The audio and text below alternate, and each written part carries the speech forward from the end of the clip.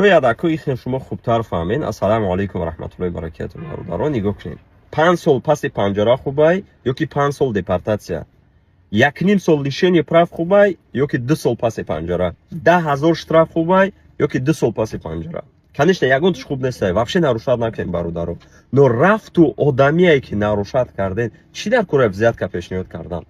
Мо чанд бор дар ин масъала видео кардем. Ман рӯи таҷриба дидестам ки мо бояд тез видео кунем, чтобы мардум бохабар бошад. Астай бародарое ки намебинанд, астай бародарое ки намеоянд, барои ҳамун илтимос ай ҳар яке шумо якумаш ки видеоро сторис кунем, ба дигаро равон кунем, дуюм хитонам дидем бародарода расонед.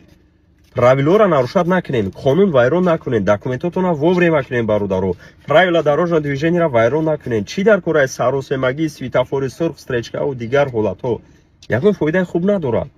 Но рафт одамияи нарушение карден, пусть депортон кунанд назди падару модар равен ватан нагарден, хуб нест.